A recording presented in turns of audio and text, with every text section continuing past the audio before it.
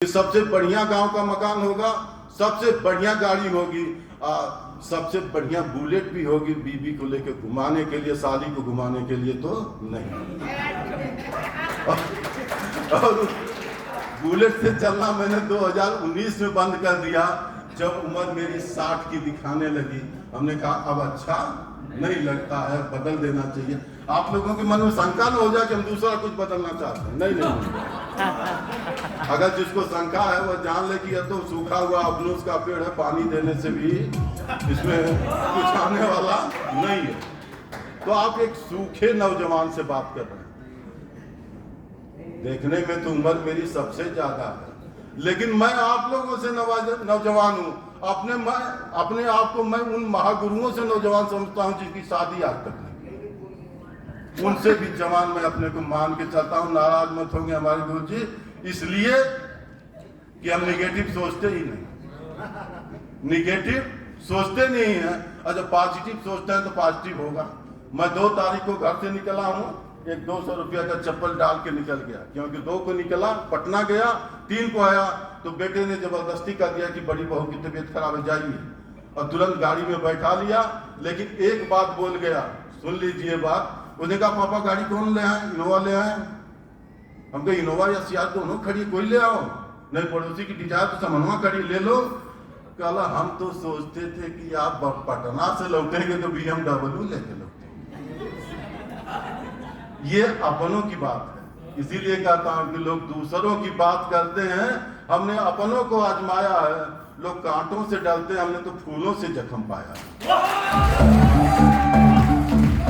ये जिंदगी है।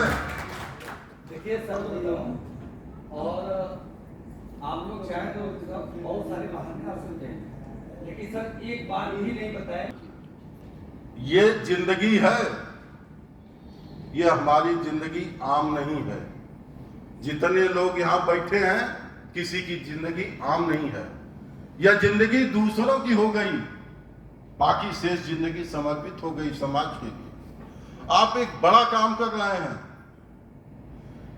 भले ही आप वह स्वतंत्रता देश को नहीं दिला रहे हैं जिसमें जरूरत यह बढ़ गई कि हम क्या कर सकते हैं, क्या नहीं कर सकते हैं।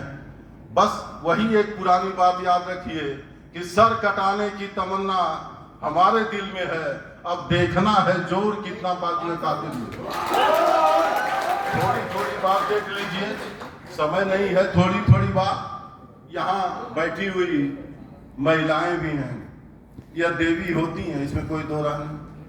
यह देवी होती हैं और इनकी पूजा भी देवी की तरह होनी चाहिए। शास्त्र में भी कहा गया कि जत्र नार्यस्तु पूज्यन्ते रमन्ते तत्र देवता। जहां नारियों की पूजा होती है वहां तो देवता निवास करते हैं। और इस बिजनेस में 70% प्लस नारियां काम करती हैं, और नारियां विजय दिलाने के लिए काफी हैं। चाहे आप झांसी की रानी को देख लो,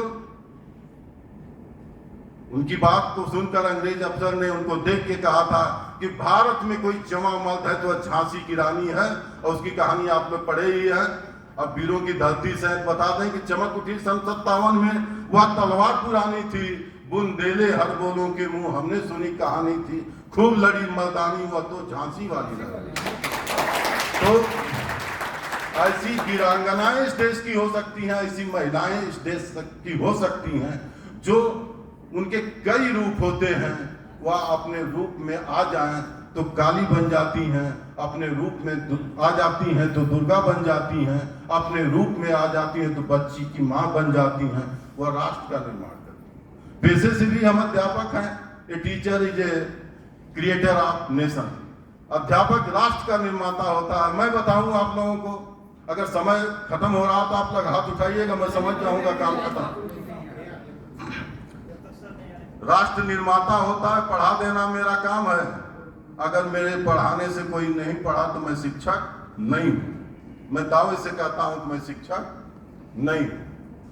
अगर महात्मा बुद्ध मान लिए होते कि मैं राजा हूं, मुझे सारी सुख सुविधाएं हैं, मुझे घर में रहना चाहिए, तो अंगुली मार जैसा अपराधी इस देश में बढ़ता सुधरता नहीं।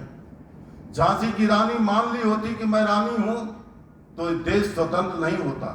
भगत सिंह, पटेल, आजाद, गोखले जितने भी महारथी हुए हैं, जिस धरती पर बैठे हैं, यही राणा प्रताप मान लिए होते, स्वाधीनता स्वीकार कर लिए होते तो क्या होता, आज उनका नाम अमर नहीं होता। तो आपको इतिहास बनाना है, आपको एक इतिहास बनाना है, और इतिहास उम्र से नहीं बनता है, जवानी के जोश से बनता है। जिस दिन आपके ब्लड में जब बात आ जाएगी, कल ही मुझसे पूछा गया कि क्यों, एक मित्र ने ही साथ पूछा कि क्यों ऐसे चले आए। हमने कहा लालच बनी थी कि जूता खरीद लेंगे तो 9-10 बिजनेस वैल्यू चला जाएगा। शर्टवा भी जब सेठ साहब का पहनते हैं, अनाज भी सेठ साहब का खाते हैं, सेठ साहब का खून तो मेरी रनों में अब दौड़ रहा है। इसी तरह से आपके रनों में जब सेठ साहब का खून दिखने लगेगा तो होली दिवाली आपके दिल में आ जाएगी और दुनिया में लोग आपको ताकने लगेंगे। अगर कोई हमें व्यंग करता है किसी सेठ साहब के में काम करने वाले को, तो हमें और गंभीर होना है और सजग होना है, किसी का उत्तर नहीं देना है। मौके की तलाश मिले तो उत्तर देने से बाज भी नहीं आना, हम इसको नहीं मानते। मौका देख करके बिना मौके का वार खाली जाता है। बात डीडी निकालने की होती है तो डीडी तो 1 मिनट में निकलती है, डीडी निकालने में कोई मतलब नहीं है। डीडी तो जिससे चाहे उससे निकाल लिया जाए, डीडी निकल जाएगी बातों में दम हो। जब हमारी बातों में दम होगा तो डीडी स्वतः अगला देगा कैसे नहीं देगा, मेरा ये मान। लेकिन हमको डीडी नहीं चाहिए, हमको वो रेस वाले घोड़े चाहिए, वो जो गुरुजी कह रहे थे शादी वाले घोड़े चाहिए। बस अब इसी के साथ मैं अपनी बात को समाप्त करता हूँ। एक बार केवल मेरे साथ बोल दीजिए, भारत माता की जय।